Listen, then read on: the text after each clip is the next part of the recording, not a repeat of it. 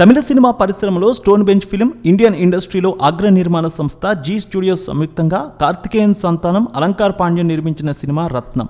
Mass action sentiment అంశాలతో ఈ సినిమాను సింగం ఫేమ్ హరి దర్శకత్వం వహించారు.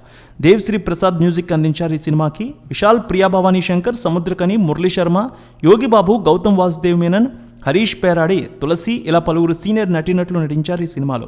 ఏప్రిల్ 26వ తేదీన గ్రాండ్గా ఈ చిత్రాన్ని తీసుకువచ్చారు. మంచి టాక్తో వెళ్తోంది. ముఖ్యంగా తమిళ్లో అదిరిపోయే కలెక్షన్స్ తీసుకువస్తోంది. 8వ రోజు కలెక్షన్స్ ఎంత మేర వచ్చాయి, 9వ రోజు కలెక్షన్స్ ఎలా ఉండబోతున్నాయి అనేది కోలీవుడ్ అనలిస్టుల రిపోర్ట్ను బట్టి చూద్దాం. రత్నం సినిమాలో అగ్రనటులు, టాలెంటెడ్ టెక్నీషియన్స్ పనిచేశారు.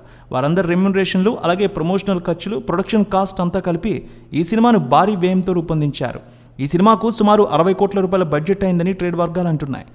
ఇక హరి, విశాల్ కాంబినేషన్లో 3వ సినిమా కావడంతో రిలీజ్కు భారీగా అంచనాలు నెలకొన్నాయి. ప్రమోషనల్ కార్యక్రమాలకు మంచి రెస్పాన్స్ రావడంతో భారీగా సినిమాను రిలీజ్ చేశారు.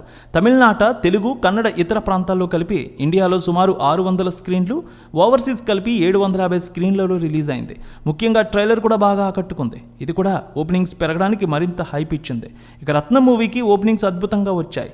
ఆక్యుపెన్సీ వైజ్ చూసుకున్న 40 నుంచి 35% మధ్య ఇప్పటికీ కనిపిస్తుంది 8వ రోజుకి. ఇక కలెక్షన్స్ విషయానికి వస్తే తొలి 2 రోజుల్లో మొత్తం ఓవర్సీస్తో కలిపి 30 కోట్ల రూపాయల కలెక్షన్స్ నమోదు చేసింది రత్నం. తమిళ్లో అయితే మంచి రెస్పాన్స్, దాదాపు 45% కలెక్షన్స్ ఇక్కడి నుంచి నమోదవుతున్నాయి. 3వ రోజు 10 కోట్ల రూపాయలు, 4వ రోజు 8 కోట్ల రూపాయల వసూళ్లు వచ్చాయి. ఇక 5వ రోజు 6 కోట్ల రూపాయలు తీసుకువచ్చింది. 6వ రోజు 4 కోట్ల రూపాయల వసూళ్లు వచ్చాయి. 7వ రోజు 5 కోట్ల రూపాయలు, 8వ రోజు 4 కోట్ల రూపాయల వరకు వసూళ్లు వచ్చాయి.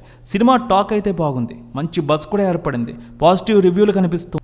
తమిళనాట ఇప్పటికీ మంచి టాక్తో సినిమా సాగుతోంది. 9వ రోజు సినిమాకి 2.5 కోట్ల రూపాయల వరకు వసూళ్లు వచ్చే అవకాశం ఉందంటున్నారు.